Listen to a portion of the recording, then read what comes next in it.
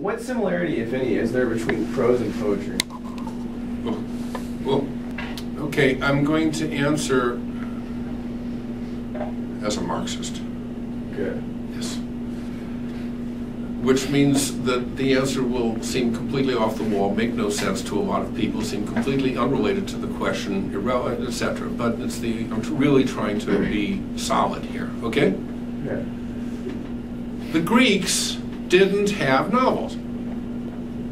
Well, they did actually. The ancient Greeks did have novels. They're horrible. They're abominable. They're not really novels. I mean, they are in prose, but they're called romances. And they make the kind of romances with embossed hunks and bodices and things you see in drugstores.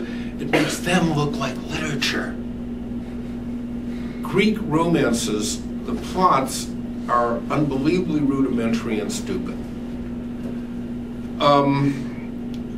They're not socially critical. They seldom have anything to do with the real world. They're set in a very stylized realm, Arcadia, we still have the word, Boeotia, which in the real Greece was just a really dull place of herds of sheep, and they made it in their literature into this utopia.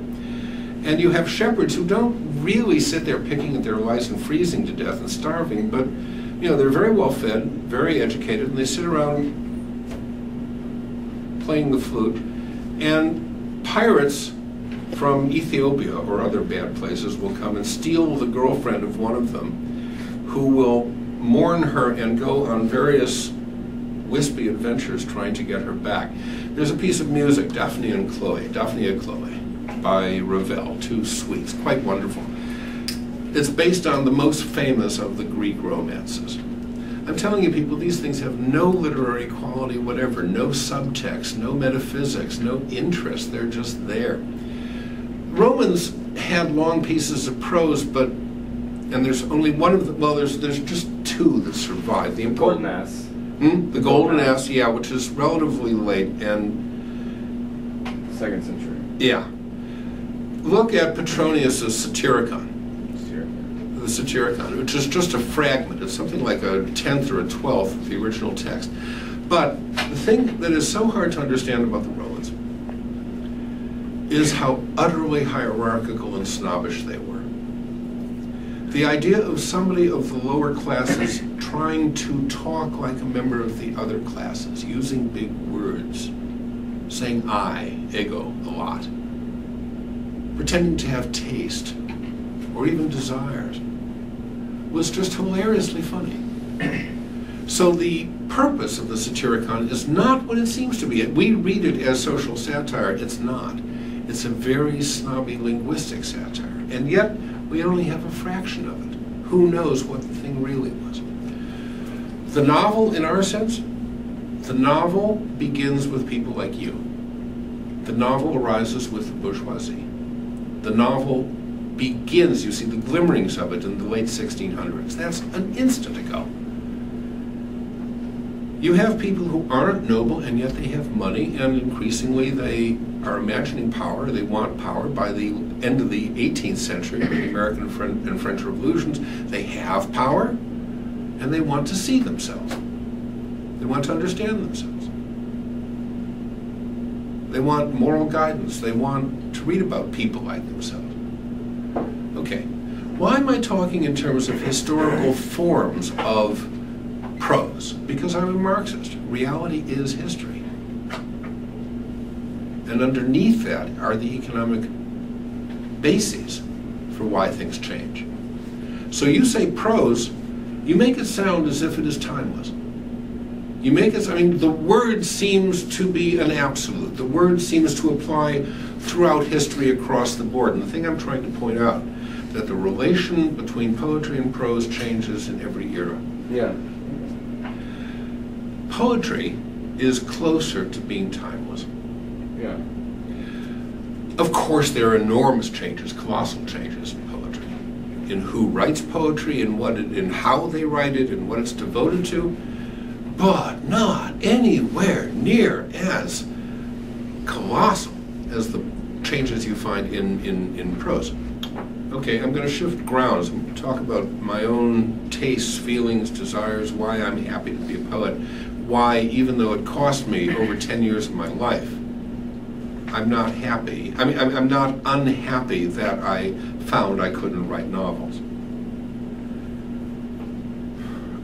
Because poetry gets to the essence.